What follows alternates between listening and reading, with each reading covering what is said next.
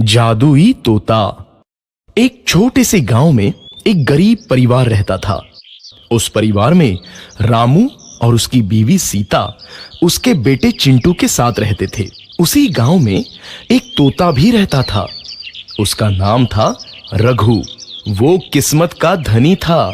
जहां भी जाता वहां किसी भी चीज की कमी नहीं पड़ती थी। एक दिन रघु उड़ते उड़ते उस गरीब परिवार के घर गया। रघु सोचता है, अरे वाह, लगता है यहाँ आज बहुत अच्छा खाना मिलेगा। मैं पेट भर के खाऊंगा। वो एक कटोरी में रखे अमरूद देखता है। अरे वाह, अमरूद मुझे तो ये बहुत पसंद है। मैं तो इसे पेट भर के खाऊंगा। रघु तोता अमरूद खाने ही लगता है।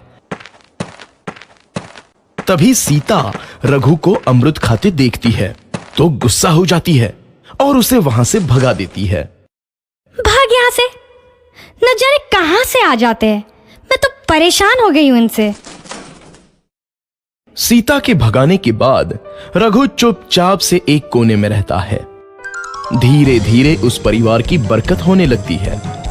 एक दिन रामू और सीता खाना खाते वक्त बातें करते हैं। आजकल हमारी बहुत तरक्की हो रही है, काम भी अच्छा चल रहा है। रामू कहता है। इस पर सीता कहती है, सच कहा, भगवान हमेशा ऐसे ही हम पर मेहरबान रहे।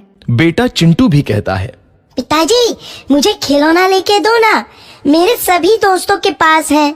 रामू कहता है, ठीक है, जरूर लाऊंगा।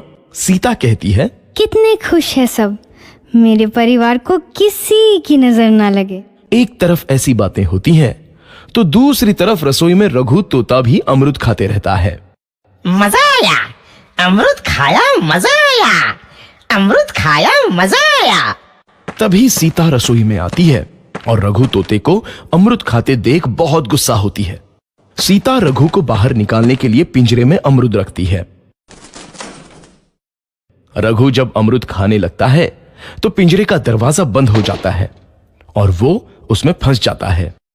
मुझे बाहर निकालो, मैं यहाँ फंस गया हूँ, मुझे बचाओ। अगले दिन सीता पिंजरा उठाकर बाहर दूर उस रघु को छोड़ देती है। रघु के जाते ही उनके घर आई बरकत धीरे धीरे कम हो जाती है।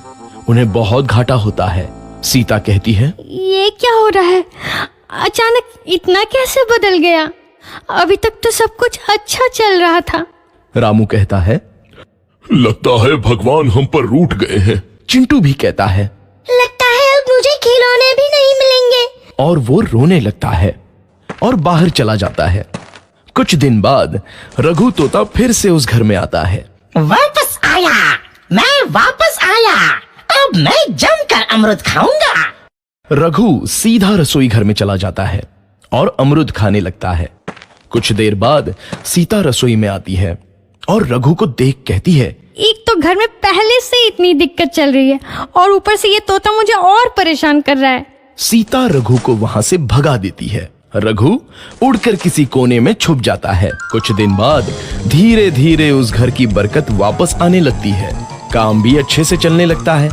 एक रात जब रघु तोता अमरूद खाने जाता है तो पिंजरे में फंस जाता है। ये लोग आखिर चाहते क्या हैं? एक तोते को शांति से अमरूद खाने क्यों नहीं देते? मैं कौन सा चोरी कर रहा हूँ? बस अमरूद ही तो खा रहा हूँ। तभी रामू वहां आता है और पिंजरे में रघु तोते को देख उसे बाहर छोड़ देता है। ये तोता भी कितना जिद्दी है, बार बार वापस आ जाता है। जैसे ही रामू रघु को छोड़ देता है, अगले दिन से फिर से उनके घर की बरकत जाने लगती है। काम में घाटा होता है।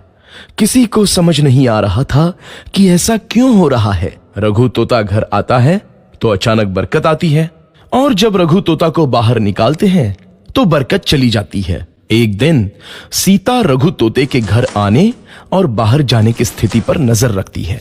ये तोता जब भी घर आता है तो घर में बरकत आती है और जैसे ही ये घर से बाहर जाता है तो उसी के साथ बरकत भी चली जाती है। कहीं ये जादुई तोता तो नहीं है?